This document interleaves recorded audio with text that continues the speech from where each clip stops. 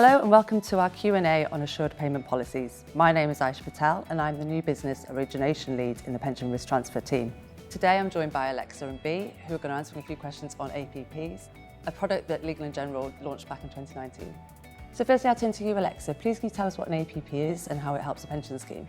Thanks, Aysha. So assured payment policies share quite a lot of similarities with buy-ins, but the way that they're structured typically means that they're about 15 to 20% more affordable when used to insure deferred members.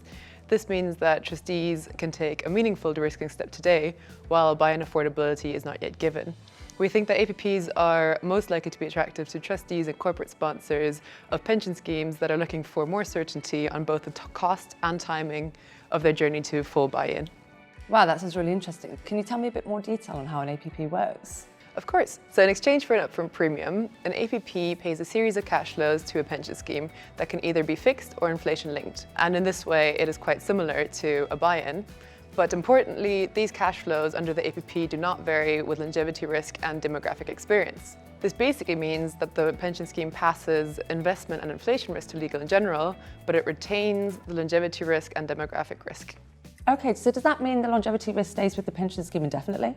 So under the APP, yes, but the trustees then have the opportunity to add the cost of longevity risk protection to the APP at a time of their choosing in the future. All else being equal, the cost of longevity risk protection will actually decrease over time as the pension scheme's membership gets older. There are, of course, other benefits of an APP too, such as reduced investment management and governance costs compared to a pension scheme's existing approach. An APP can also help to minimise the volatility between the value of a pension scheme's assets and the eventual cost of buyout. Great, thank you. And Bea, can you tell us why they managed to minimise the value between pension schemes' assets and bulk annuity pricing? Absolutely. The premium which is paid by a pension scheme for an APP goes into the same investment portfolio as premiums paid for buy-in and buy-out business. And we invest in the same assets for all of these types of business. What that means is APPs create a great hedge against buy-in pricing. So compared to buy-ins and buyouts, APPs have also got some useful added features which are essentially designed to benefit trustees. So APPs can be adjusted to meet short-term liquidity needs, and also they can be restructured from time to time in order to better match the latest projected member benefit cash flows that the pension scheme has. It's also worth mentioning that the quotation process for APPs is very similar to the process that you'll be familiar with for our buy-ins. So that's in terms of both the steps that need to be undertaken and also the timescales involved. So in what you both described, it sounds like we can think of APPs as a buy-in, but with the flexibility to add the longevity and demographic experience components at a time before choosing. And we can also think of an APP as a good hedge for buy-in pricing. Is that a fair summary?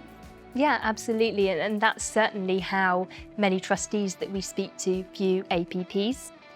You can also think of APPs as essentially allowing a pension scheme to create its own highly customised bond.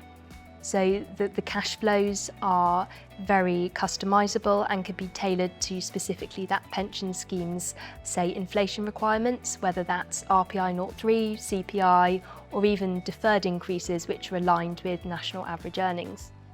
When more broadly we calculate the APP cash flows and these inflationary increases, we've got the flexibility to use the pension scheme's own assumption basis. However, many pension schemes who transact an APP are looking to target eventual buy-in or buyout, and so in those circumstances, aligning with Legal & General's own assumption basis is likely to be the best route to go down. So Alexa, how does a scheme with an APP in place move to buyout? Well, as mentioned earlier, at a time of their choosing, the trustees can choose to convert the APP to a bulk annuity. Depending on size, this can happen either all at once or in stages. To do so, the trustees surrender either all or part of the APP and apply the proceeds of the surrender towards the purchase of a bulk annuity policy.